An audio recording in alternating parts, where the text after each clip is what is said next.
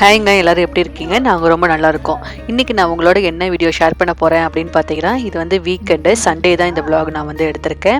இந்த சண்டே அன்னைக்கு வந்து ஹாலிடேஸு, ஸ்கூலில் வந்து ஹாலிடேஸு. ஸோ அதனால் வந்து வீட்டில் இருக்கிற ஒர்க்கையும் வச்சுட்டு குழந்தைங்களையும் வச்சுட்டு நான் எப்படி வந்து டைம் ஃபுல்லாக மேனேஜ் பண்ணேன் அப்படிங்கிறதையும், நெக்ஸ்ட்டு வந்து இன்றைக்கி வந்து தம் பிரியாணி வந்து செஞ்சுருந்தேன். ஹைதராபாத் பிரியாணின்னு சொல்லுவாங்க, லேயர் பிரியாணி. அந்த பிரியாணி செஞ்சுருந்தேன். அது எப்படி செஞ்சேன் அப்படிங்கிறதையும் நான் இந்த வீடியோவில் ஷேர் பண்ணியிருக்கேன்.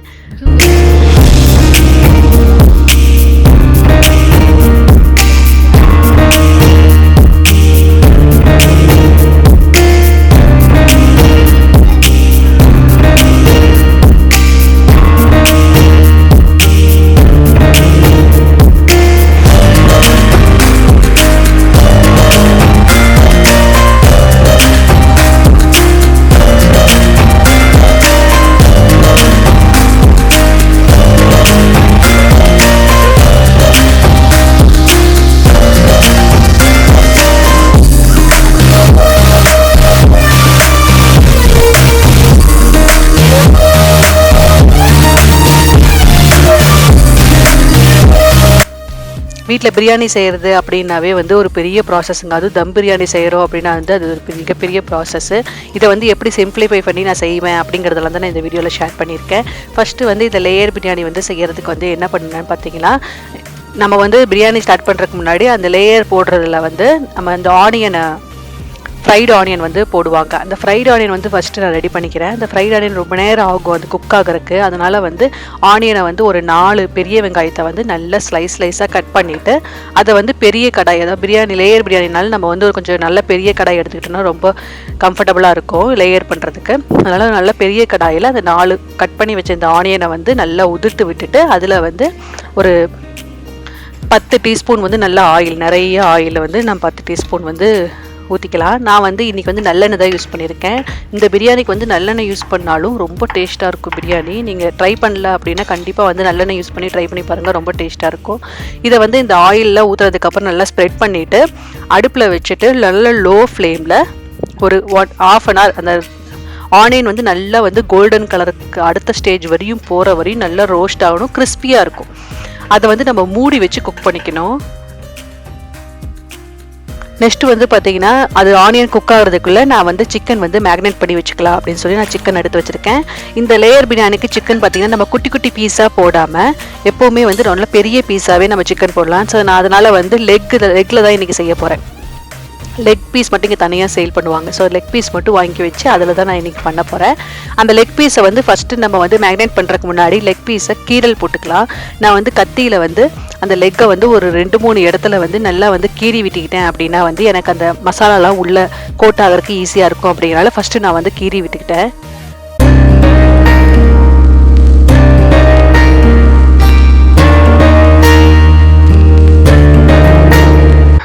லெக் பீஸ் எல்லாம் லைட்டாக வந்து கட் பண்ணதுக்கு அப்புறமா ஒரு அகலமான பாத்திரத்தில் வந்து லெக் பீஸ் எல்லாம் போட்டுட்டு இப்போ வந்து நான் மேக்னேட் பண்ணுறதுக்காக வந்து மசாலாலாம் நான் வந்து போட்டுக்கிட்டேன். இது என்னென்ன நான் போட்டு மேக்னேட் பண்ணுறேன் அப்படிங்கிறத மெஷர்மெண்ட்டோட வந்து கீழே டெஸ்கிரிப்ஷனில் வந்து நான் உங்களுக்கு கொடுக்குறேன், என்னென்ன ஆட் பண்ணியிருக்கேன் அப்படிங்கிறது. அது வந்து எவ்வளோ மெஷர்மெண்ட் நான் போட்டிருக்கேன் அப்படிங்கிறது டிஸ்கிரிப்ஷன் பார்த்து தெரிஞ்சுக்கோங்க. ஃபஸ்ட்டு வந்து பார்த்திங்கன்னா சில்லி பவுடர் நான் வந்து ஆட் பண்ணிக்கிறேன். சில்லி பவுடர் ஆட் பண்ணிவிட்டு அதில் வந்து கரம் மசாலா, அப்புறம் வந்து மல்லித்தூளும் ஆட் பண்ணிவிட்டு இது வந்து நம்ம காரத்துக்கு வந்து இது மட்டும்தான் நம்ம போட போகிறோம். அதனால் எந்தளவு உங்களுக்கு வேணுமோ காரம் அந்தளவு போட்டுக்கோங்க. நெக்ஸ்ட்டு வந்து பார்த்திங்கன்னா ஜீரகம் வந்து 1 டீஸ்பூன் ஜீரகம் வந்து ஆட் பண்ணிக்கிட்டேன். அப்புறம் வந்து நம்ம ஜீரக பொடி இருக்கும் இல்லையா, அந்த ஜீரக பொடி வந்து ஒரு ½ டீஸ்பூன் வந்து ஜீரக பொடி வந்து நான் ஆட் பண்ணிக்கிட்டேன். அதெல்லாம் ஆட் பண்ணதுக்கப்புறமா நெக்ஸ்ட்டு வந்து இஞ்சி பூண்டு பேஸ்ட் வந்து தனித்தனியாக என்கிட்ட இருக்கிறதுனால 1 டீஸ்பூன் இஞ்சியும் 1 டீஸ்பூன் பூண்டும் வந்து நான் ஆட் பண்ணிக்கிட்டேன். நெக்ஸ்ட்டு வந்து ஆயில் வந்து ஒரு 7-8 டீஸ்பூன் ஆயில் வந்து ஆட் பண்ணிக்கலாம். கொஞ்சம் நிறையாவே ஆட் பண்ணிக்கலாம். ஏன்னா இது நம்ம தாளிக்கிறதுக்குலாம் எந்த ஆயில் நம்ம ஆட் பண்ண போகிறதில்ல. நம்ம ஒன்லி இந்த மேக்னேட் பண்ணும்போது ஆட் பண்ணுற ஆயில் தான். அதனால் வந்து ஒரு 5-6 டீஸ்பூன் வந்து ஆயில் வந்து ஆட் பண்ணிக்கிறேன்.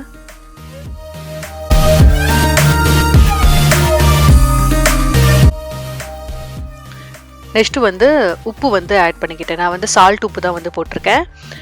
ரைஸுக்கும் சேர்ந்து நம்ம தனியாக வந்து உப்பு போடுவோம். அதனால் வந்து இது வந்து பிரியாணிக்கு தேவையான அளவு, இந்த சிக்கனுக்கு எல்லாத்துக்கும் தேவையான அளவு நம்ம வந்து உப்பு ஆட் பண்ணிக்கிட்டேன். அப்புறம் வந்து தயிரும் வந்து நான் வந்து ஆட் பண்ணிக்கிட்டேன். இது எல்லாமே வந்து என்னென்ன போட்டேன் அப்படிங்கிறத கூட நான் வந்து டிஸ்கிரிப்ஷனில் வந்து டீட்டெயில்டாக நான் கொடுக்குறேன். மேக்னேட் பண்ணுறதுக்கு என்ன போடணும் அப்படிங்கிறது எல்லாமே நீங்கள் வந்து டிஸ்கிரிப்ஷனை வேணால் பார்த்து தெரிஞ்சுக்கோங்க. தயிரும் ஆட் பண்ணிட்டு, தயிர் வந்து நல்லா கெட்டி தயிராக இருந்தால் ரொம்ப டேஸ்ட்டாக இருக்கும். புளிக்காத தயிர், கெட்டி தயிரை வந்து நம்ம ஆட் பண்ணிக்கணும்.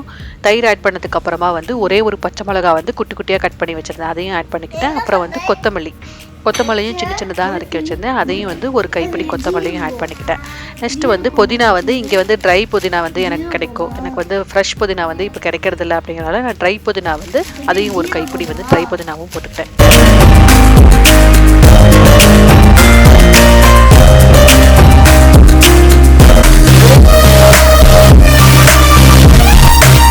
நெக்ஸ்ட்டு வந்து ஒரு 4 கிராம்பு, வந்து ஒரு 4 பீஸ் வந்து பட்டை.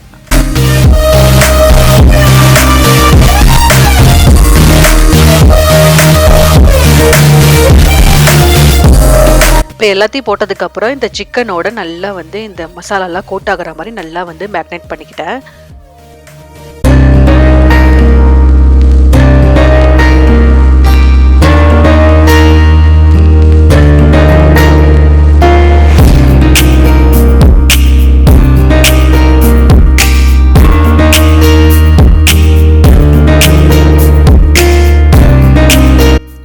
ஓரளவு சிக்கனில் வந்து மசாலாலாம் நல்லா கோட் பண்ணதுக்கு அப்புறமா ஃபைனலாக வந்து 1 டீஸ்பூன் வந்து லெமன் ஜூஸ் வந்து ஆட் பண்ணிக்கிட்டு அதை நல்லா வந்து மேக்னேட் பண்ணி ஒரு 1/2 hour நான் வந்து மூடி வச்சு நல்லா வந்து ஊற வச்சுக்கிட்டேன். இது எந்த அளவு சிக்கன் வந்து ஊறுதோ அந்தளவு பிரியாணி வந்து டேஸ்ட்டாக இருக்கும். உங்களால் வந்து 1 hour ஊற வைக்க முடியும் அப்படின்னா நீங்கள் 1 hour கூட நீங்கள் வந்து ஊற வச்சுக்கலாம். பிரியாணி வந்து ரொம்ப டேஸ்ட்டாக வரும் இது ஊற வர. மேக்னேட் பண்ணி அதை தனியாக நான் எடுத்து வச்சுக்கிட்டேன். தனியாக எடுத்து வச்சதுக்கப்புறம் இப்போ வந்து ரைஸ் வந்து பாஸ்மதி ரைஸில் தான் இன்றைக்கி வந்து செய்ய போகிறேன். அந்த பாஸ்மதி ரைஸ் வந்து இன்றைக்கி வந்து பார்த்திங்கன்னா வந்து ஒரு 7 டம்ளர் பாஸ்மதி ரைஸ் நான் இன்றைக்கி போட்டு செய்ய போகிறேன். அதுக்கு வந்து 6 லெக் நான் வந்து போட்டிருக்கேன்.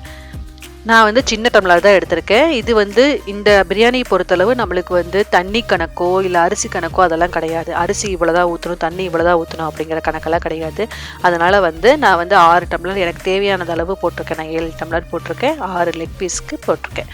நீங்கள் நான் சொல்கிற மாதிரி ப்ரொசீஜரில் ஃபாலோ பண்ணிங்கன்னா உங்களுக்கு வந்து பிரியாணி குலையாது. நீங்கள் வந்து தண்ணி கணக்கும் தேவையில்லை இதுக்கு. நெக்ஸ்ட்டு வந்து பார்த்தீங்கன்னா அது வந்து 2 தடவை கழுவி நான் வச்சுட்டேன். இந்த பாஸ்மதி ரைஸை கழுவி வச்சதுக்கப்புறமா ஒரு குக்கரில் வந்து நல்லா அகலமான குக்கரில் இப்போ பாஸ்மதி ரைஸை வந்து நான் தனியாக வேக வச்சு எடுத்துக்க போகிறேன். அதுக்காக வந்து நல்ல ஹாட் வாட்டர் வந்து ஊற்றி எந்த அளவு அரிசி முழுகுமோ நம்ம வந்து வடிப்போம் இல்லையா அரிசி, அதுக்காக அந்த மாதிரி நம்ம வடிச்சுக்க போகிறோம். அதனால் எந்த அளவு அரிசி முழுகுமோ அந்த அளவு தண்ணியை ஊற்றிட்டு அந்த தண்ணியிலேயே வந்து பட்டை, கிராம்பு, ஏலக்காய், அப்புறம் வந்து பிரியாணி இலை இருக்குல்ல அந்த பிரியாணி இலை, அப்புறம் வந்து கொஞ்சம் கொத்தமல்லி குட்டி குட்டியாக கட் பண்ணி வச்சுருக்கேன். அந்த கொத்தமல்லியை அதில் வந்து அந்த தண்ணியிலே ஸ்ப்ரெட் பண்ணி விட்டுக்கிட்டேன்.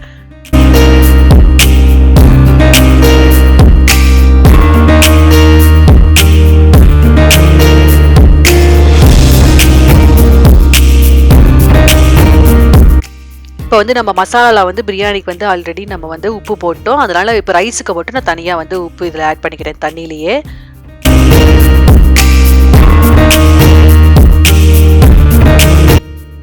ஃபஸ்ட்டு வந்து இந்த ஆனியன் வந்து நான் வச்சுருந்தேன் இல்லையா, லோ ஃப்ளேம்லேயே வந்து நான் குக் பண்ணும் அப்படின்னு சொல்லி வச்சுருந்தேன்ல, அந்த ஆனியன் வந்து பார்த்திங்கன்னா இந்த மாதிரி கோல்டன் கலர் ஆகிடுச்சு.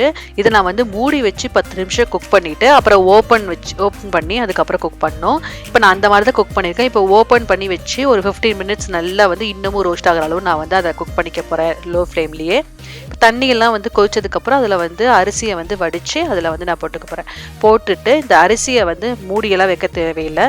ஒரு 10 மினிட்ஸ் 5 to 7 மினிட்ஸ் மேக்ஸிமம் வந்து குக் பண்ணிக்கோங்க.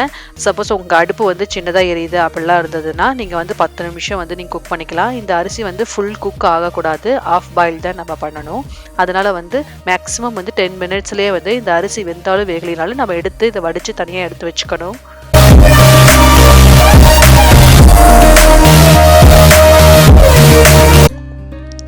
எப்போவுமே வந்து நான் ஏதாவது குக் பண்ணேன், அவங்க வந்து லீவ் நாளில் இருக்காங்க, ஹாலிடேஸாக இருக்குது அப்படின்னு சொன்னால் பார்த்தீங்கன்னா ரஷ் வந்து தனிஷ்காவோ ஏதாவது ஒன்று வந்து நாங்கள் ஹெல்ப் பண்ணுறோம், நாங்கள் குக் பண்ணுறோம், நாங்கள் மிக்ஸ் பண்ணுறோம் அப்படின்னு சொல்லி இடையில வந்து அவங்களும் வந்து பண்ணிக்கிட்டே இருப்பாங்க. நீங்கள் பார்த்தீங்கன்னா தெரியும், நான் வந்து நின்றுட்டுருக்கேன், அவங்களுக்கு எட்டலை அப்படின்னு சொல்லி அவங்க 2 பேரும் ஆளுக்கு ஒரு சேர் எடுத்து வந்து போட்டு அவங்க வந்து நின்று அதை பார்த்துட்ருக்காங்க. நான் எப்படி குக் பண்ணுறேன், என்ன பண்ணுறேன் அப்படிங்கிறதெல்லாம் பார்த்துட்ருக்காங்க. ஸோ அதனால் எப்போவுமே வந்து மேக்ஸிமம் வந்து இந்த மாதிரி தான் இருக்கும் ரொட்டீன், என்னோட ரொட்டீனு. அவங்களும் இருப்பாங்க, அவங்களுக்கு ஏதாவது ஒரு கமிட்மெண்ட் கொடுத்துக்கிட்டே நான் வந்து குக் பண்ணுவேன். நெக்ஸ்ட் வந்து பார்த்தீங்கன்னா வந்து அரிசி வேகறக்குள்ளார எல்லாத்தையும் நான் எடுத்து வச்சுருந்தேன் இல்லையா, சாமானெல்லாம் அதெல்லாம் எடுத்து நான் வந்து திரும்ப வந்து ரீஅரேஞ்ச் பண்ணி வச்சுக்கிறேன். ஏன்னா வந்து எனக்கு வந்து அது குக் பண்ணுற டைம் கொஞ்சம் இருக்குது. அதனால் அதுக்குள்ளே வந்து இதெல்லாம் நான் எடுத்து வச்சுக்கிட்டேன் அப்படின்னா வந்து எனக்கு கொஞ்சம் க்ளீன் ஆகிடும். அதுக்கப்புறம் நான் வந்து சாப்பிட்டதுக்கப்புறம் கொஞ்சம் நேரம் ரெஸ்ட் எடுக்க டைம் கிடைக்கும். அதனால் வந்து அப்பப்போவே வந்து க்ளீன் பண்ணி வச்சுக்குவேன் நான் எப்போவுமே.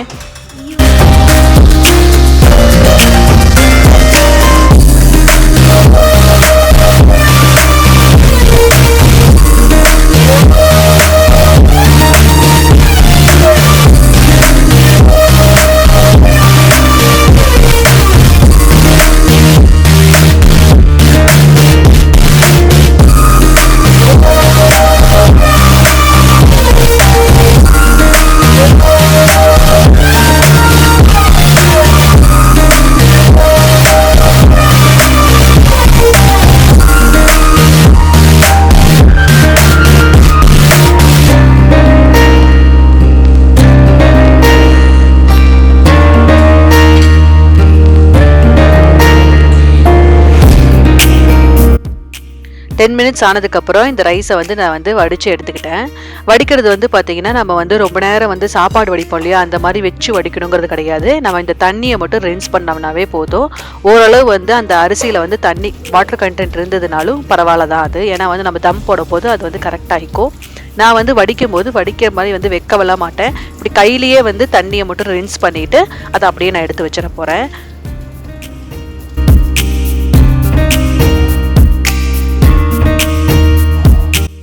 இப்போ ஃப்ரைட் ஆனியனும் வந்து எனக்கு ரைஸ் வேகிறதுக்குள்ளே வந்து ஃப்ரைட் ஆனியன் ரெடி ஆகிடுச்சு. அந்த ஆனியனை மட்டும் தனியாக எடுத்து நான் வந்து ஒரு பிளேட்டில் ட்ரான்ஸ்ஃபர் பண்ணிக்கிட்டேன்.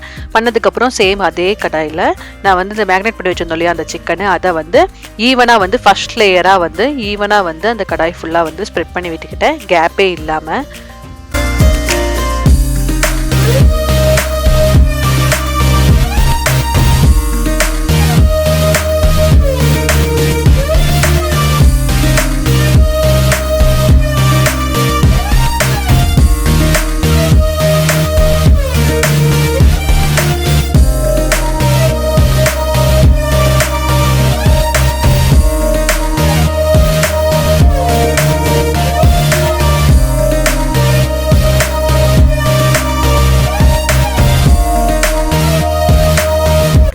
நம்ம ஃபஸ்ட்டு லேயர் தான் பண்ண போகிறோம். அதனால் வந்து அடுப்பு ஆன் பண்ணுங்கிறத கிடையாது. ஃபஸ்ட்டு லேயர் பண்ணிவிட்டு எல்லாம் பண்ணி முடிச்சதுக்கப்புறமா ஃபைனலாக நம்ம வந்து அடுப்பு ஆன் பண்ணி வந்து வச்சோம்னா போதும். நான் ஃபஸ்ட்டு வந்து இப்போ லேயர் தான் பண்ணிகிட்ருக்கேன். இப்போ நான் அடுப்பெல்லாம் வந்து ஆன் பண்ணல. இப்போ ஃபஸ்ட்டு சிக்கனை நம்ம ஒரு லேயர் போட்டதுக்கப்புறமா அதுக்கு மேலே வந்து நான் வந்து இந்த ஃப்ரைட் ஆனியன் நம்ம பண்ணி வச்சுருந்தோம் இல்லையா, அது அந்த ஃப்ரைட் ஆனியனை வந்து மேலே வந்து ஸ்ப்ரெட் பண்ணி விட்டுக்கிட்டேன் ஃபஸ்ட்டு இன்னொரு லேயராக.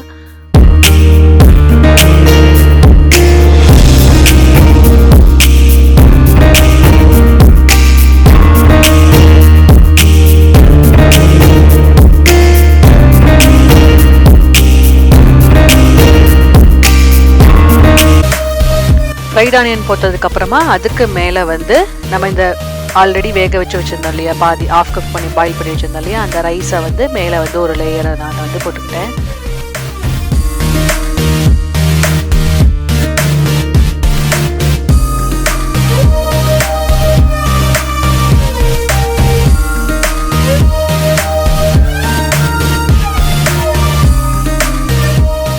ரைஸ் ஆட் பண்ணதுக்கப்புறமா அதுக்கு மேலேயே வந்து சின்ன சின்னதாக கட் பண்ணி வச்சுருந்த கொத்தமல்லி, அப்புறம் வந்து ஃப்ரைட் ஆனியன் இருக்கும் இல்லையா, நான் ஆல்ரெடி பண்ண அந்த ஃப்ரைட் ஆனியனும் வந்து நல்லா வந்து ஸ்ப்ரெட் பண்ணி விட்டுக்கிட்டேன்.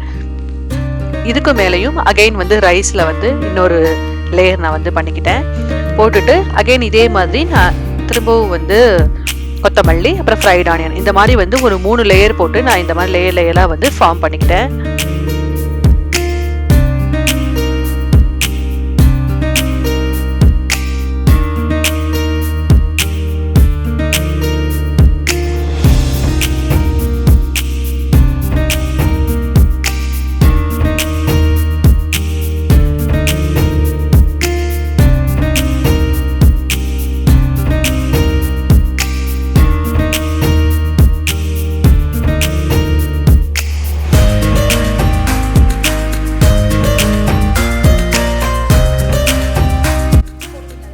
நெக்ஸ்ட்டு வந்து கீ வந்து ஒரு 1/4 கப்பு கீ வந்து நல்லா வந்து மேலே வந்து ஊற்றி விட்டுக்கிட்டேன் ஹீட் பண்ணிவிட்டு.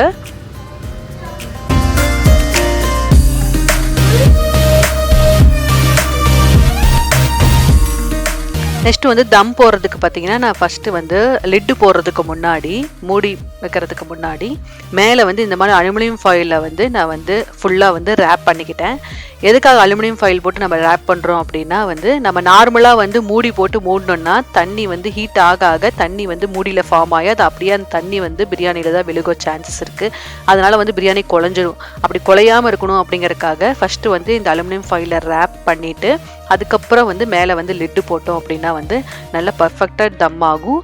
அந்த வாட்டரும் வந்து நம்மளுக்கு வந்து அலுமினியம் ஃபாயில் இருக்கனால அந்த தண்ணி வந்து அங்கே பிடிக்காது, உள்ளேயும் விழுகாது. நம்மளுக்கு நல்லா உதிரி உதிரியாக பிரியாணி வந்து நல்லா டேஸ்ட்டாக கிடைக்கும். இப்போ தம்முக்கெல்லாம் ரெடி பண்ணதுக்கப்புறமா அடுப்பு ஆன் பண்ணிவிட்டு ஹை ஃப்ளேமில் வந்து 10 மினிட்ஸ் வந்து வச்சுக்கிட்டேன். அப்புறம் வந்து லோ ஃப்ளேமில் வந்து 20 மினிட்ஸ் வந்து வச்சுக்கிட்டாவே இந்த பிரியாணி வந்து சூப்பராக ரெடி ஆகிடும். இப்போ டைம் எல்லாம் வந்து முடிஞ்சிருச்சு. இப்போ பிரியாணி வந்து சூப்பராக ரெடி ஆகிடுச்சு. இப்போ நான் ஓப்பன் பண்ணி காட்டுறேன் பாருங்கள். அந்த அரிசியெல்லாம் வந்து பாஸ்மதி ரைஸ் பெருசாக வந்து குலையாமல் நல்லா சூப்பராக வந்து ரெடியாகி வந்துருச்சு பிரியாணி.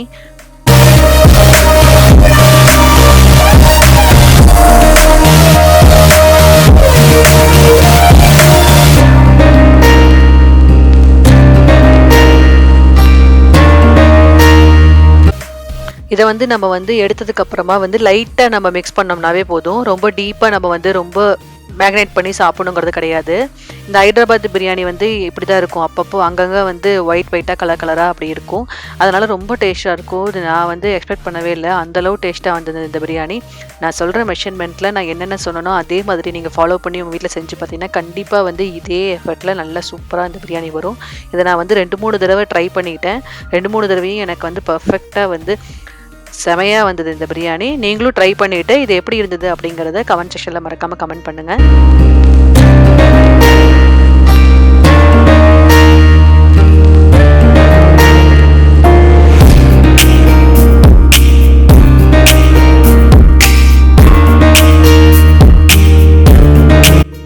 இன்றைக்கி நான் ஷேர் பண்ண இந்த வீடியோ உங்களுக்கு பிடிச்சிருக்குன்னு நினைக்கிறேன். பிடிச்சிருந்ததுன்னா வந்து லைக் பண்ணுங்கள். இந்த வீடியோ எப்படி இருந்தது அப்படிங்கிறத மறக்காமல் கமெண்ட் செக்ஷனில் கமெண்ட் பண்ணுங்கள். நெக்ஸ்ட் ஒரு இன்ட்ரெஸ்டிங் வீடியோவில் உங்கள் எல்லாரையும் மீட் பண்ணுறேன். அது வரைக்கும் பாய்.